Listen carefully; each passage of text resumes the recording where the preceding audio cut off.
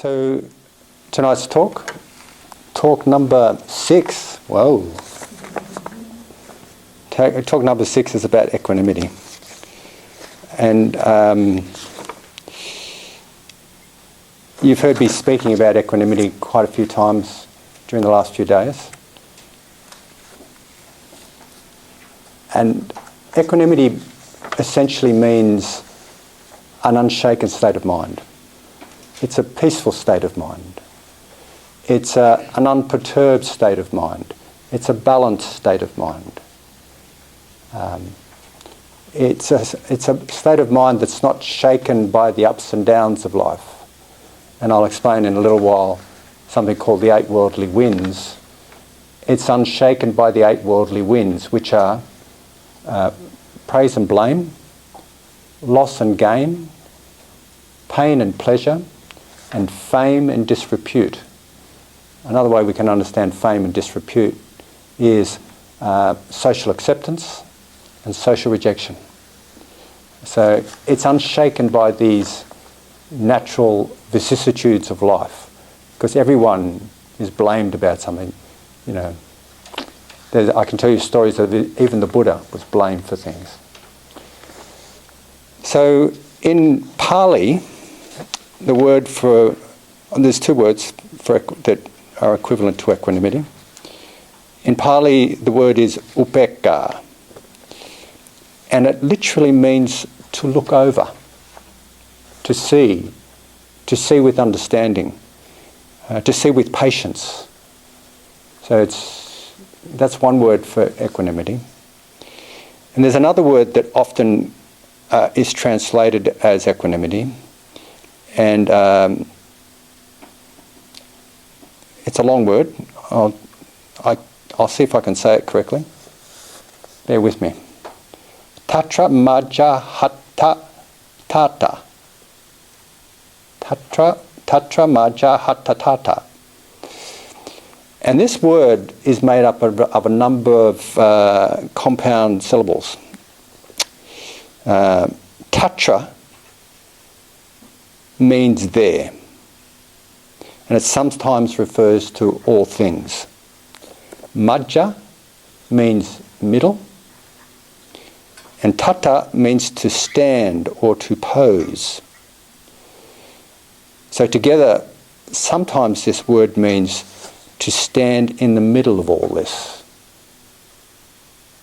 To stand in the middle of all this. Being in the middle. Maintaining a sense of balance in the middle of the chaos. And I think of there was a film, I can't remember what it was called, but there was one shot of a Japanese Buddhist monk walking very slowly through the city streets of Japan. I don't know what city it was. It was a very busy city. And the film, he was walking, must have been working very slowly. He was just ringing a bell as he made steps. So he's walking really slowly through the middle of these busy city streets. And they filmed it, but then they sped up the film. So everyone's kind of going like that. And he's still looking like he's just walking really slowly. And there's all this chaos around him. That's kind of gives a sense of that standing. Well, he's not quite standing, but he's poised in the middle of it all. Unshaken by it all. So, in the Buddhist tradition, this upekkha means to look over, to see with understanding, to see clearly. To see clearly is insight, but to be balanced. There are 10 ways that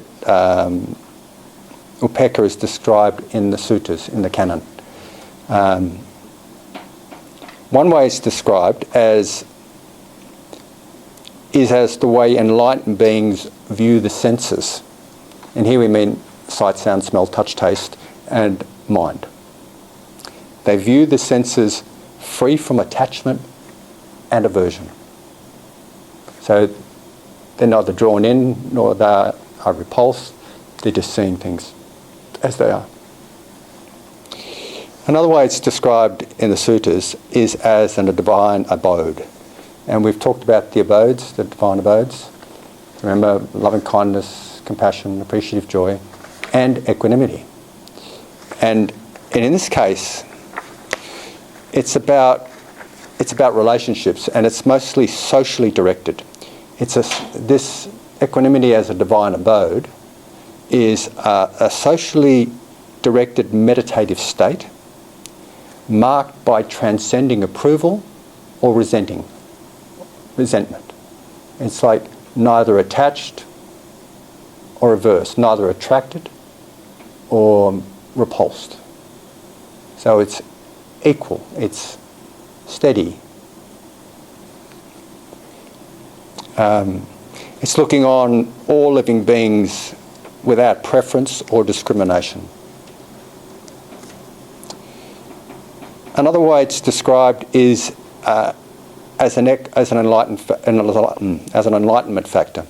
And I've mentioned the 7 factors of enlightenment at different times, and I might go into details about this tonight, and we'll do a meditation on this tomorrow. The 7 factors of awakening, they go in a sequence. The first 3 factors are related to insight meditation. The next 3 factors are related to serenity meditation. And the last factor is equanimity, which is both related to insight and serenity.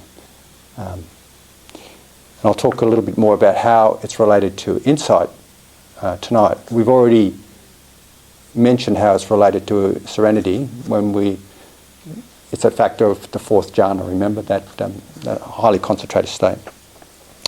So these factors, they are mindfulness, which gives rise to investigation, which gives rise to energy, which gives rise to joy, which gives rise to tranquility, which gives rise to concentration, and all those 6 factors culminate in equanimity. So I'll talk a little bit more about that, hopefully, later tonight. Equanimity of energy is where there's a balance between extremes of overexertion and laxity. Sometimes, you know that meditation we did this morning about settling the mind in this natural state, the one we just focused on objects of the mind. Usually, I remember when Alan Wallace was teaching us this meditation, it was about being balanced between overexcitation and laxity. And here, equanimity is similar in that it's not getting caught up in something, overexcited and overexerting into something, around something, and nor is it being slack, over not having any energy or not putting any energy into something.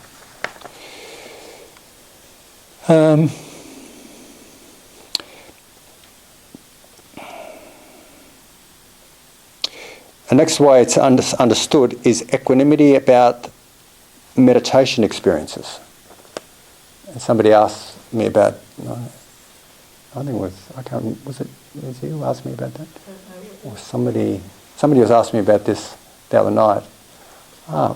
Yeah, I remember. Joss. I think there was something about being attached to these pleasant feelings.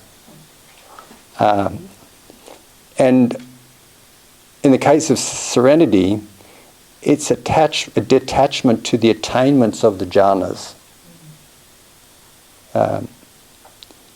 And in the case of insight, it's the type of composure that is necessary for enlightenment or awakening. It's just balanced. It's just, you might have these amazingly blissful experiences, say with the meditation practices, and you don't get attached to them. Or you might have, profound insights, and you don't get shaken around by that. You don't get overexcited.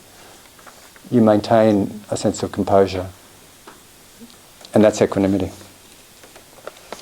Equanimity is also described as a feeling, as neither pleasant or unpleasant. And I just want to add here, it's not the same as neither pleasant or unpleasant, because it's more of a refined quality. It's more of a more refined than simply not being attracted, not pleasant, neither pleasant nor unpleasant, because that experience of neither pleasant or unpleasant can be based on confusion, like it can be based on not knowing. You're neither attracted to something and therefore neither having craving to grasp after it. And also, it's not, horribly adverse. It's not unpleasant, so you're not pushing it away. But you could be just confused. Now, equanimity is not that level of neither pleasant nor unpleasant. Equanimity is this sense of, here in this case, it means a feeling that's kind of refined, unshaken. It's not attractive, it's not aversive. It has there's a neutral feeling about it. Like someone will come and say to you, "Oh, you just won the lottery." And you go, "Oh yeah, okay.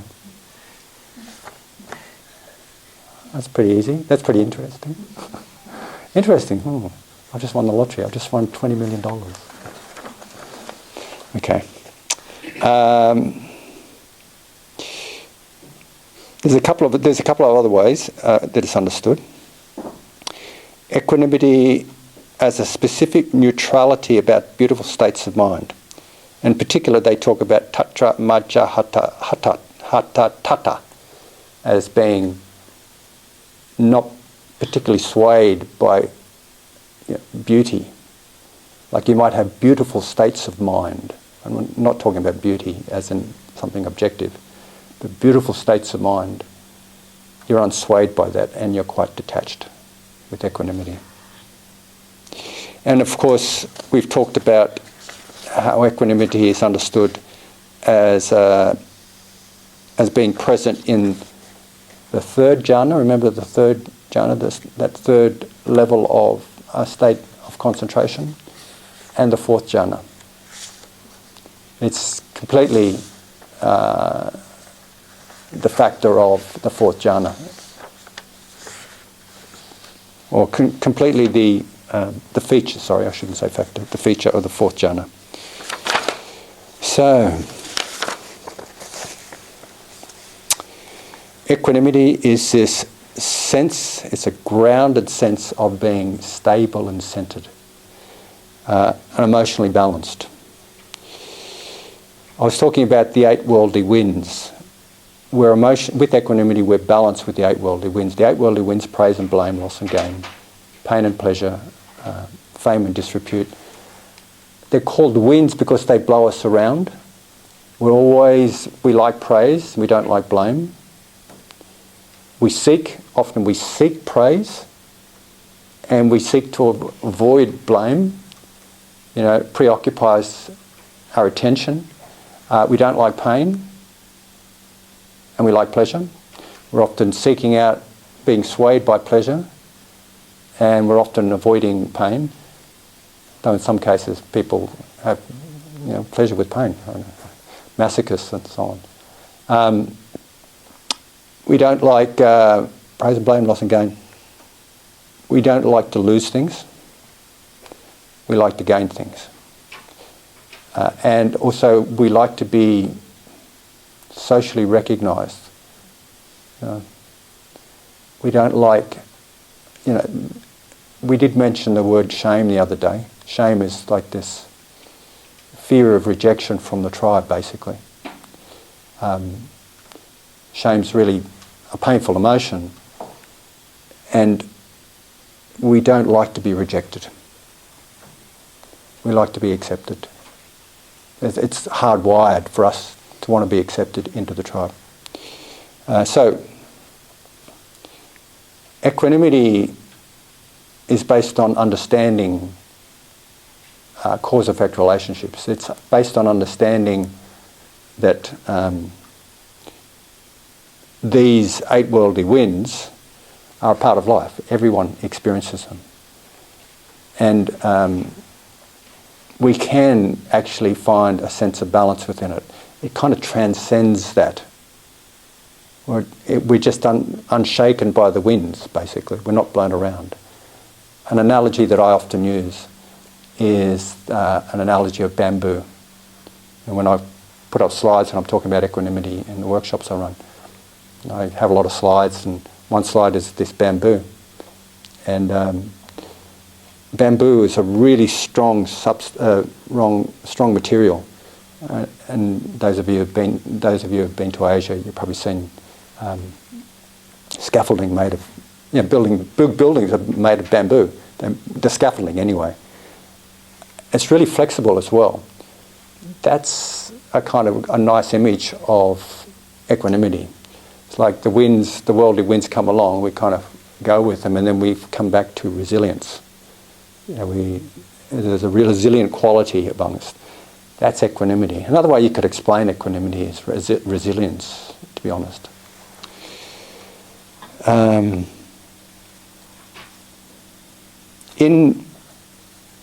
So we don't like praise. We like praise. We don't like blame. We don't like loss. We like gain, and so on. And we spend a lot of time in our life either trying to get one or the other, one of these 8 worldly winds, and avoid the others. They're opposites. Do you agree with me? When I used to see young people, I still see young people now, but when I was working as an adolescent mental health worker, a lot of the time I just used to be talking about schoolyard social politics. Just how to manage bullies, how to manage people who are saying nasty things about you, how to work with your attractions to people, and so on. And particularly people would get upset by having nasty things said about them. And I used to bring out, in regards to nasty things said about people, I would refer to an analogy that I adapted from the hot coals analogy. There's an analogy in the sutras of the hot coals. It refers to when someone picks up a hot coal and they throw it at you, they burn their hands. And the Buddha's referring to anger here. Like if someone picks up a hot coal, it's like being really angry. It hurts. And you throw it, it hurts the person who's throwing it. Maybe even more than the person who's at the receiving end. But for the teenagers I used to say the analogy of dog shit. And I would say it's like when people are saying really horrible things about you, that are really, really nasty things about you. It's like they're picking up some dog shit, they're rolling it up in their hands, and they're throwing it at you. And I would ask them, what are you going to do with that? Are you going to go like this and get it splattered all over your shirt? Or are you going to go like this, like Matrix style, kind of a moving out of the bullet's fire and letting it go straight past? And they go, oh yeah, we'll do Matrix style. So the analogy of the story is that, the moral of the story is that when the person throws that dog shit, their hands are very smelly. And if you can be balanced enough and flexible enough to get out of the road, then you're scot-free. It just goes straight past you. So what I was endeavouring to help them understand was a sense of equanimity about these things.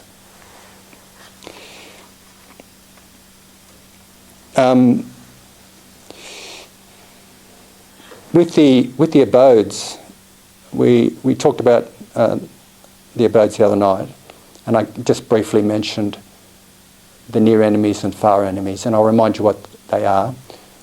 The near enemies are, the far enemies are the direct opposite of these qualities. Like, the direct opposite of loving kindness is hatred. The direct opposite of compassion is cruelty and masochism and sadism. The direct opposite of appreciative joy is jealousy and envy. And we also talked about the near enemies being looking like those particular qualities, but being false facsimiles, being false representations of them.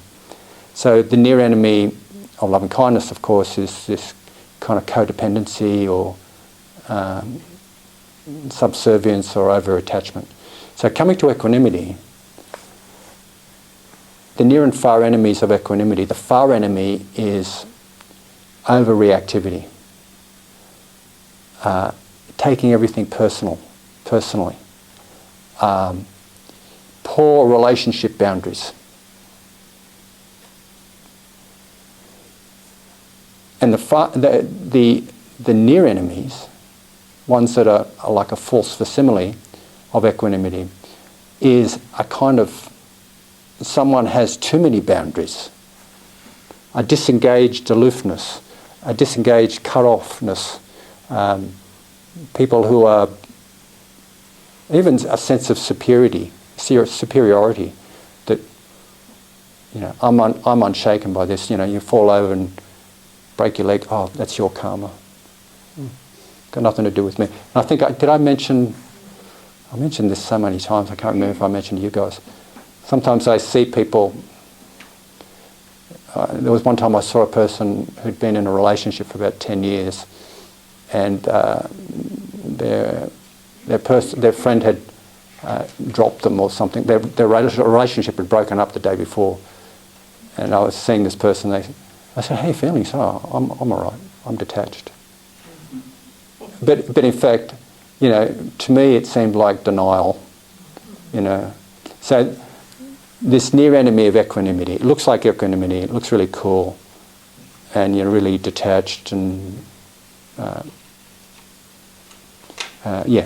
but it's the near enemy of it.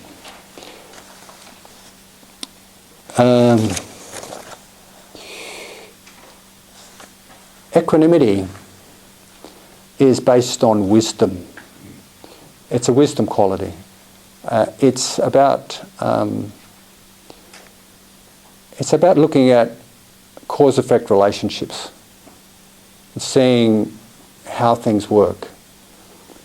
And it's this understanding that each and every individual is the owner of their actions. They're heirs to their actions. They're born of their action. They are related to their action. They're supported by their action. Whatever actions they shall do, of those actions they shall be the heir. And I'm just quoting part of the 5 recollections there. But that last little recollection is actually some of the ways people cultivate equanimity in the Buddhist traditions, by reflecting on the nature of actions, the owners of actions.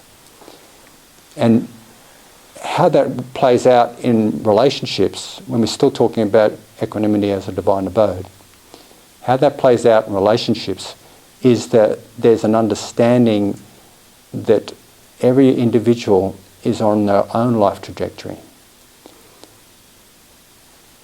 I told you about the joke that I say, don't I? Remember? Do you remember the joke? How many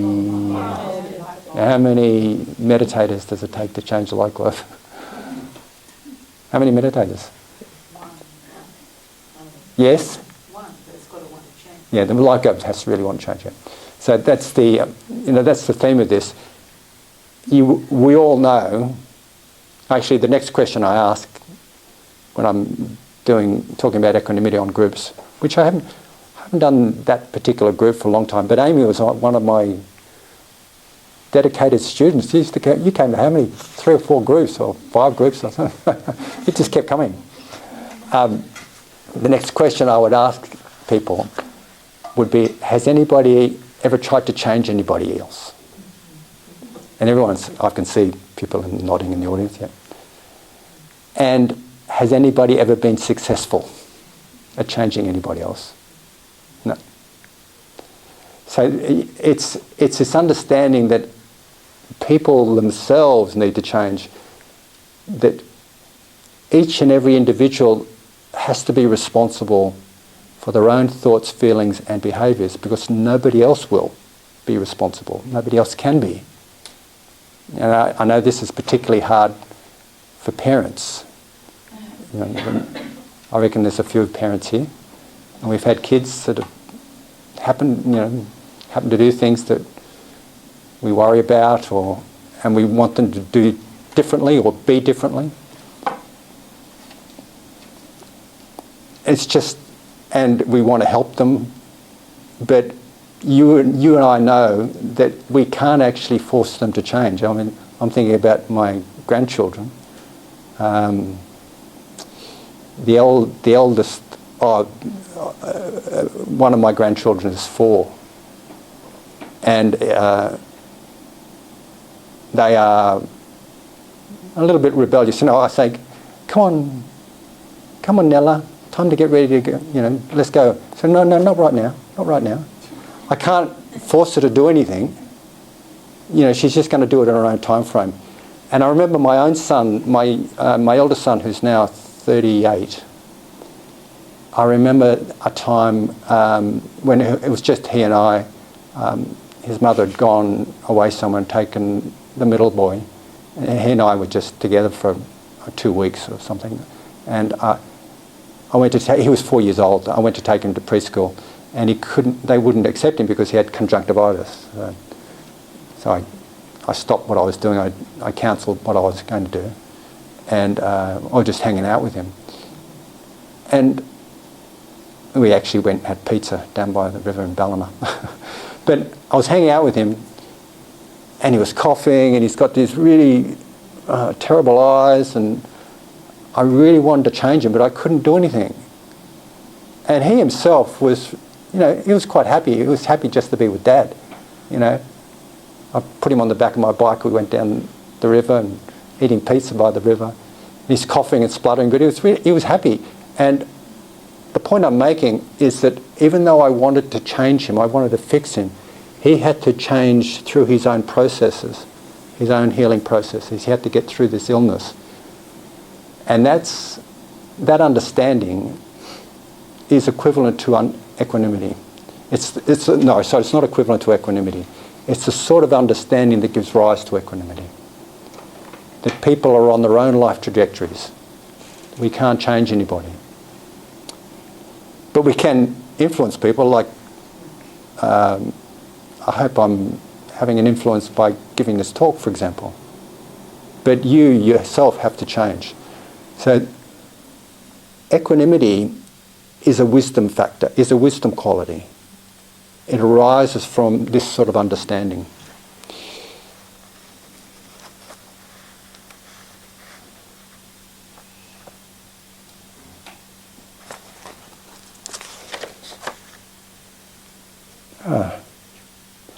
Not going too badly.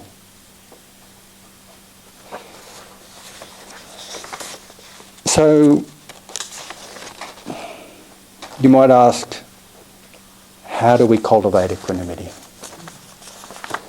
And can you just give me a minute? I've been quite equanimous about a dry mouth for the last 20 minutes. I'm just going to take a mouthful of water.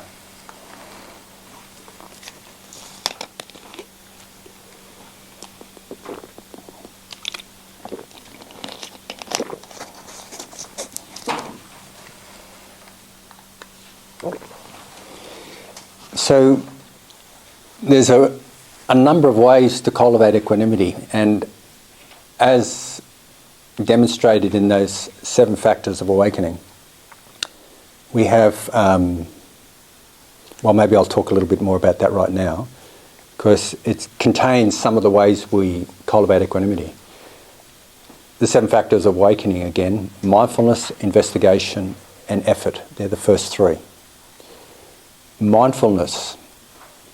With mindfulness, we begin to track experience. We begin to be aware of experience. We begin to be aware of experiences in our body, feelings, mind, and life, basically. Remember, that's how we've been talking. That's what I raved on about last night, remember? The 4 foundations of mindfulness. What we're seeing, we're not only seeing the conditions of existence, like impermanence, the interdependence of experience, and the unreliability of experience. Not only are we seeing that, but we're also seeing cause-effect relationships. We're seeing when this happens, that happens. When this is, that is. When this is not, that is not. Do you remember that phrase?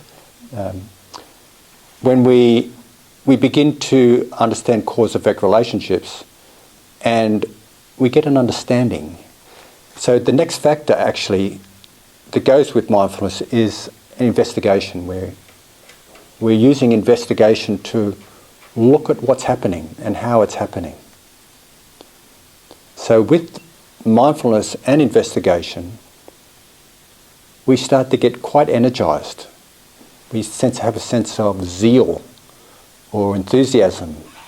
We want to put effort towards what we're doing because we're cultivating wisdom. We're cultivating an understanding of life. And if we wanted to pay attention to any particular thing, we're cultivating an understanding of that particular thing. Like it could be a particular habit you're involved in. Say some of you may be smokers, and you can see the cause-effect relationship. You'll have an urge to have a cigarette.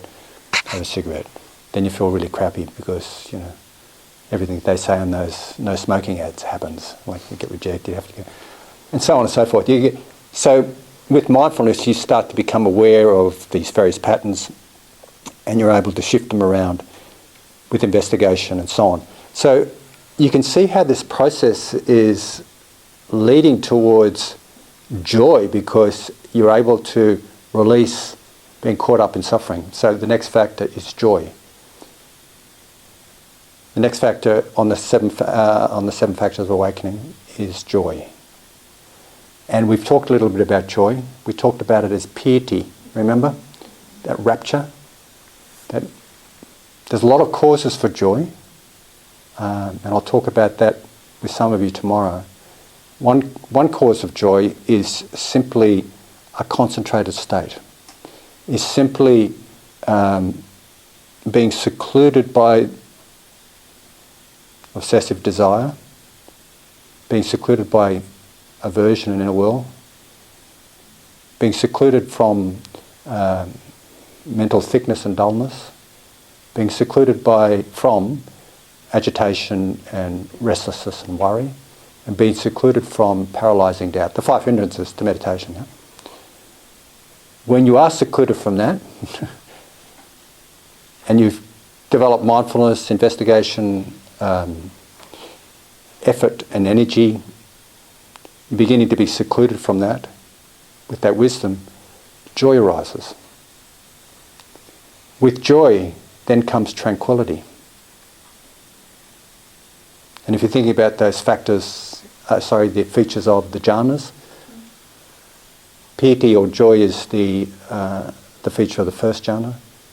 The second jhana, the feature is tranquility and happiness. Well, the feature is sukha, happiness, but it's another feature is tranquility, a deep tranquility. When you're deeply tranquil, I don't know if you guys can remember. I feel like this when I do yoga nidra. I wake up and come here and do some yoga, and then there's these beautiful yoga nidras with Lisa and Maureen, and then I wake up really tranquil. I get up. I get up after doing the yoga really tranquil, and I'm kind of slowed down a lot. And it's like my attention just goes, just gets absorbed really easily. It's the attention, my attention comes closer together. So tranquility is like a causative factor for concentration. Then the accumulation of all that, concentration, also utilising mindfulness, cultivating wisdom, and so on, all those factors that precede it, then we have that deep experience of equanimity. That's just a sequence of it. The 7 factors of awakening are directly opposite, or they're often portrayed as being directly opposite to the 5 hindrances, to be honest. Like they counteract the hindrances. They also described like branches on a tree. They begin somewhere and they go out and it branches out into other things. So there's this sequence. So that's one way. One way we cultivate equanimity is through mindfulness, because mindfulness ultimately cultivates, mindfulness and investigation and energy cultivates wisdom, and equanimity is a wisdom factor. And another way through to cultivate equanimity is is with those serenity factors, where you get more and more concentrated, your mind becomes very still, quiet, stable, and that is another way of describing equanimity. When I was talking about the 4 jhanas, the other night, this 4th jhana,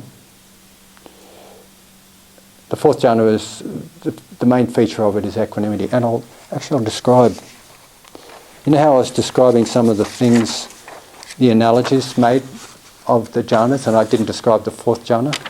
I'll describe that now.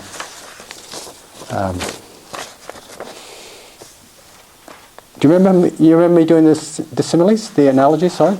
Yep, okay. So once again we have a simile. Suppose a man were to be sitting covered from head down, I'll start again. Suppose a man were to be sitting covered from head down by a white cloth, so there would be no part of his entire body not suffused or covered by the white cloth. In the same way, one sits suffusing one's body with the pure, bright mind, so that there is no part of one's entire body that is not suffused by a pure, bright mind.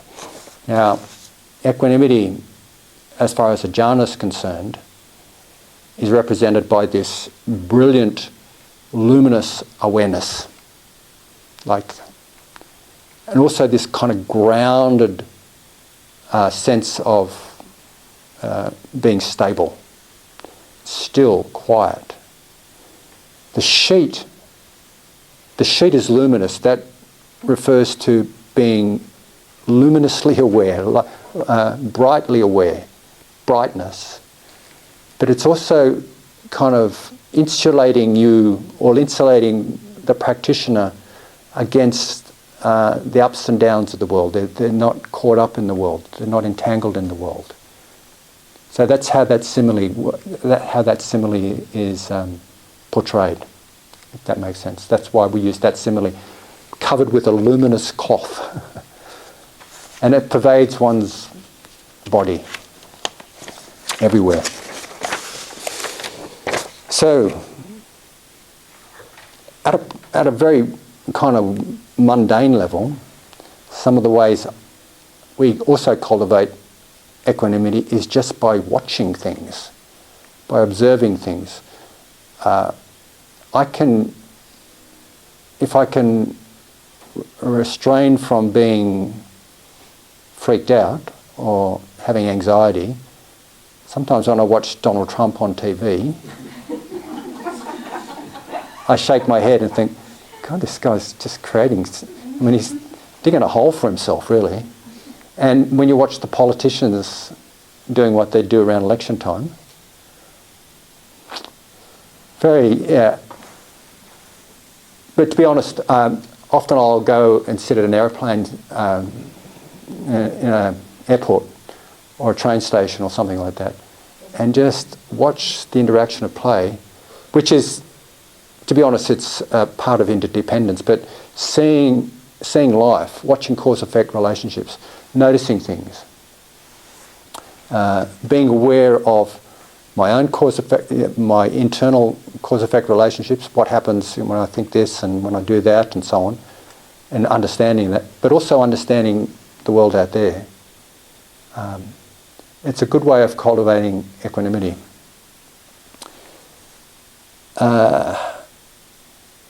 Another way we can cultivate equanimity is with reflections, just reflecting on things, contemplating things. So I mentioned before, those 5 recollections, and that 5th recollection is I am the owner of my actions, heir to my actions, born of my actions, and so on. So thinking that through. And an exercise we'll do tomorrow will be, I'll invite you to think about or reflect upon a neutral person. So, do you remember how in the 4 heart quality, or the 4 divine abodes, I mentioned that there's particular types of people that we think about for the particular types of abodes. For example, with loving kindness, the particular individual we think about is someone who can bring a smile to our heart.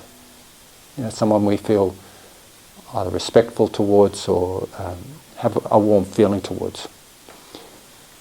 The individual that we think about or reflect on for compassion is someone who is suffering. Do you remember that? The individual that we think about for the divine abode of appreciative joy is someone who has joy, someone who is virtuous, and someone who is has a lot of integrity, for example, or someone who is skillful in something. So we actually begin to empathise with their joy, and we can appreciate their qualities. The person we think of when we're cultivating equanimity is someone we have relatively neutral feelings towards.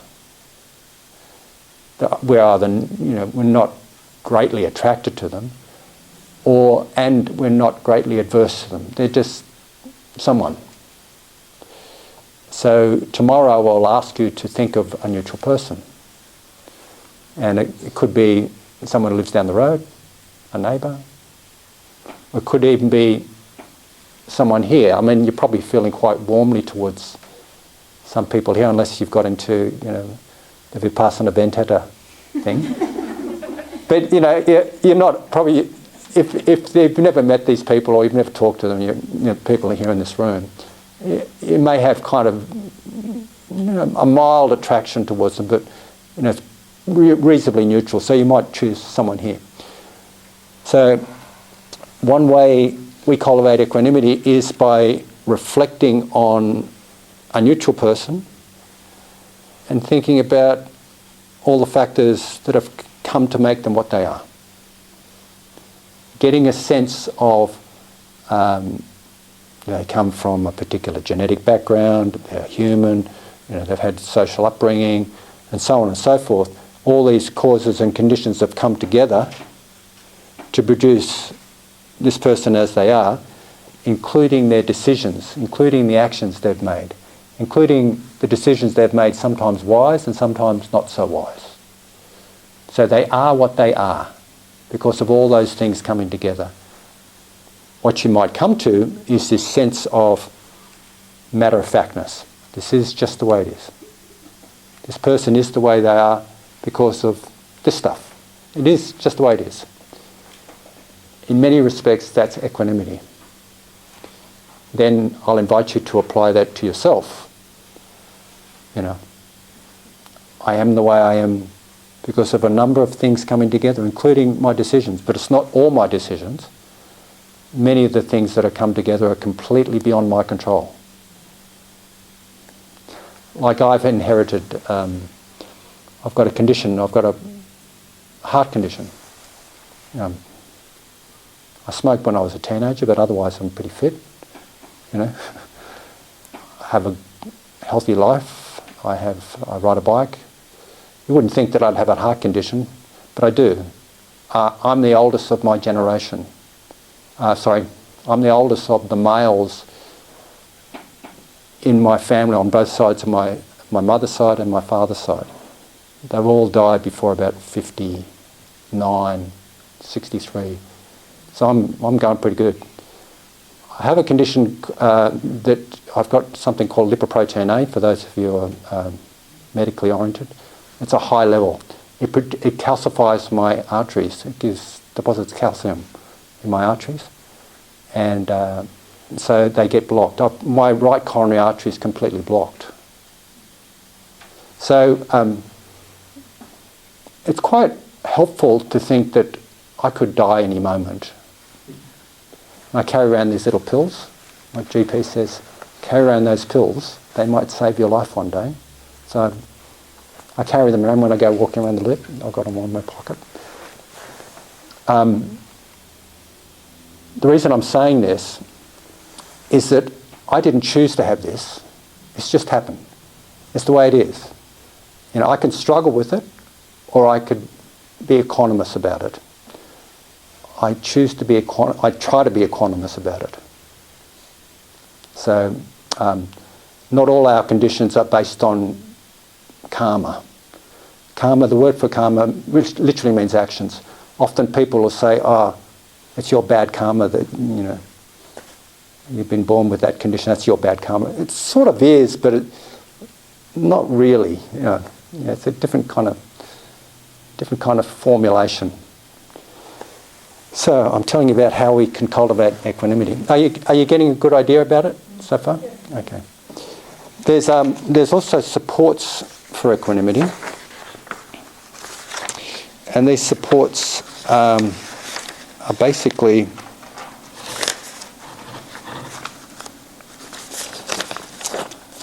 the first one is having a life of virtue and integrity, being blameless in your actions.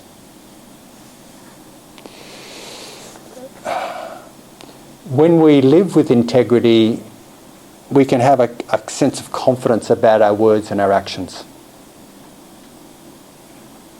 You know, when we're living with integrity, when we're living ethically, basically, but it's possibly even more than just ethically. It's about making wise decisions and acting on principles.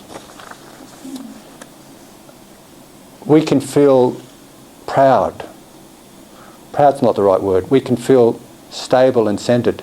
If someone blames us, we know we've done the best. And it wasn't our intention about doing something. So blamelessness. Another support comes from faith. Another support for equanimity comes from faith. Faith here refers to confidence. Faith and trust are kind of similar. Faith, trust and confidence, they're all sort of similar. Here faith means that you are confident in a path of action, because you've seen this path of action work positively before, so you're confident that it'll work in a particular way again. Trust is a little bit different. Trust is more like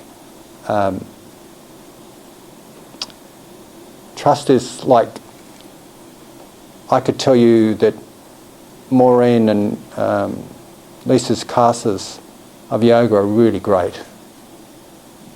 Even though you've never experienced their yoga classes, you could develop a trust that they're really good because they're coming from someone who you trust. Yeah, they're coming highly recommended. In this context, is trust something that only exists between people? Trust exists between people, yes, but it's not necessarily. It's trust. It's faith in a process, really. It's trust in a process. It's not like like we're thinking that I trust my wife, my partner, for all sorts of things. But it's not that sort of trust. It's like I guess it could describe it like that. Yeah. You trust a car to take you from point A to point B. That's true. Yeah. a certain make and model and whatever. Yeah. Okay, so now you take that sense of trust and faith and you make it at a kind of a higher level, like in terms of one's life directions. And that then becomes a support for equanimity. I mean, it's a little bit different than trusting a car will get you from A to B. We're talking about trust in the practice, for example.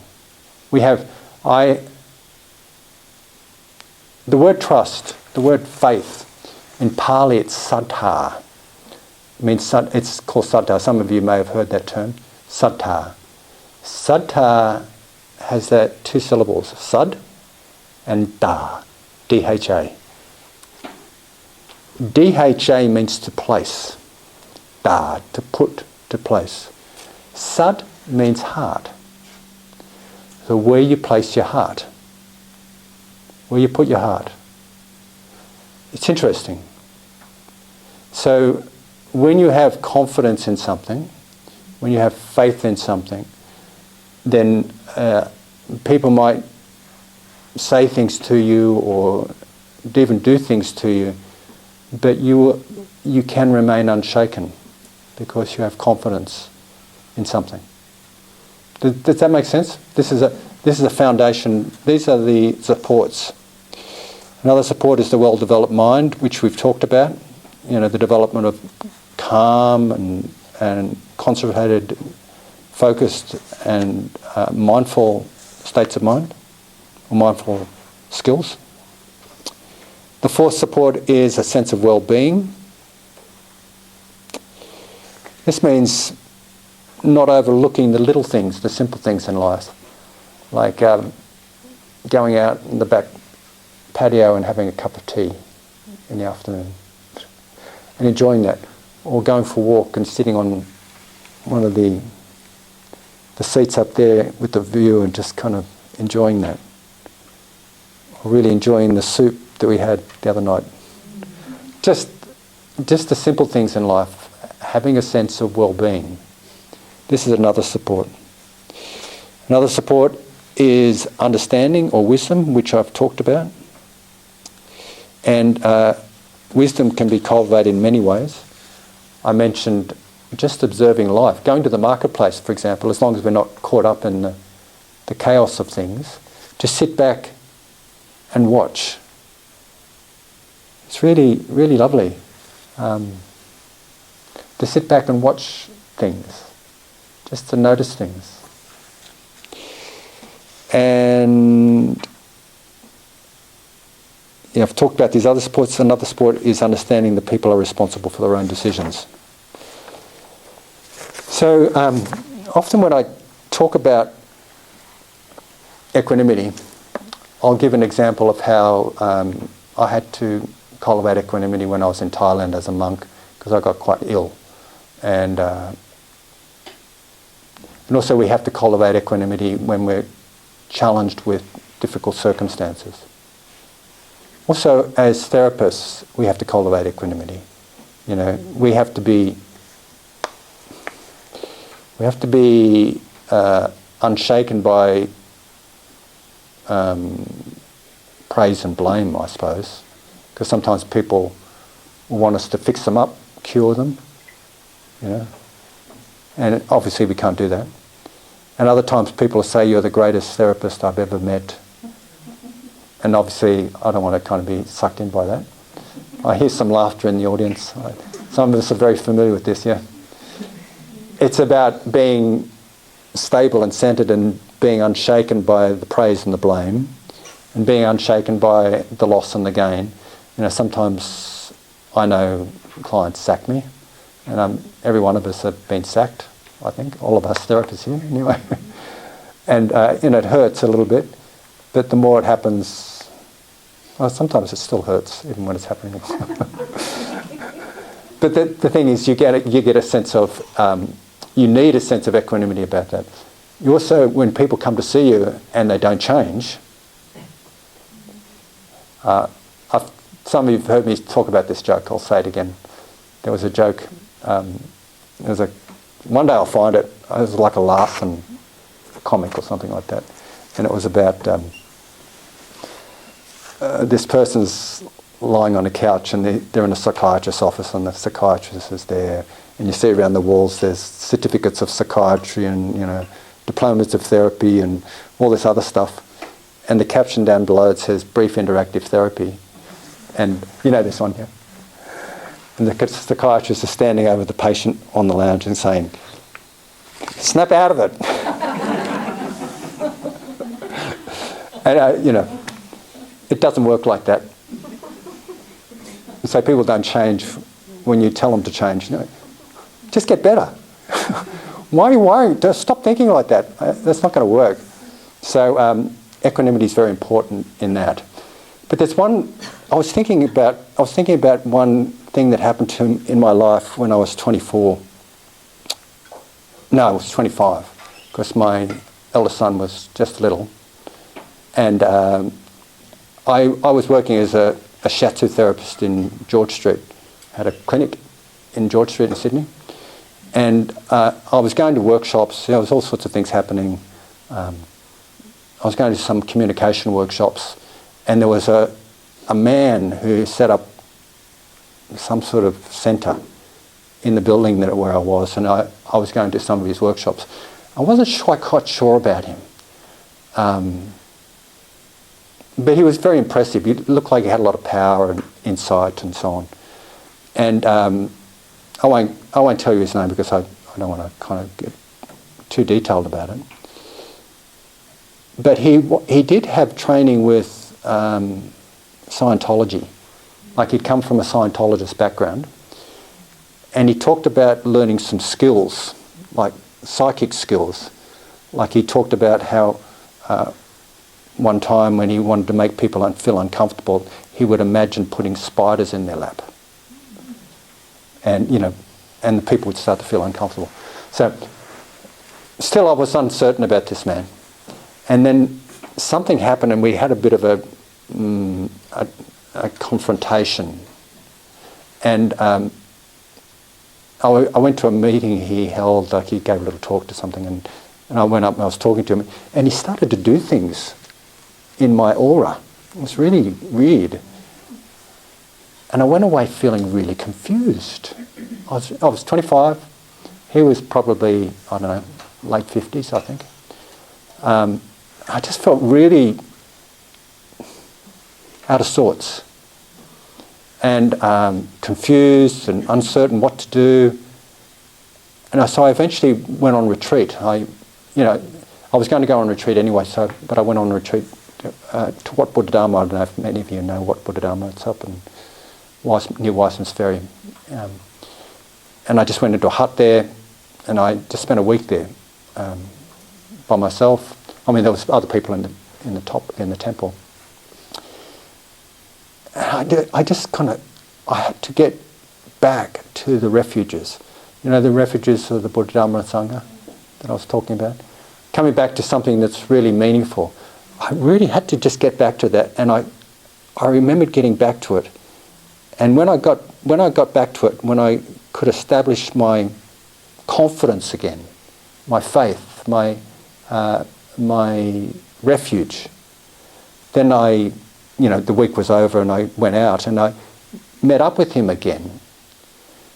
And he was powerless with me. I realised it was only the power that I gave him did he have power over me. It was only what I believed he had was the effect that it would have on me. So I gave him no power and he had no effect on me. The way I felt was equanimous. You know, that was his story, and this is my story. Just as a matter of interest, this person ended up developing a kind of a cult type thing in Sydney. And I read in the newspaper some years later that he had sexually abused some of the children of, it was kind of like a cult membership. And he ended up going to jail. I don't even know if he's alive still. So I think that's an interesting story. You agree? Yeah. I hope it helps.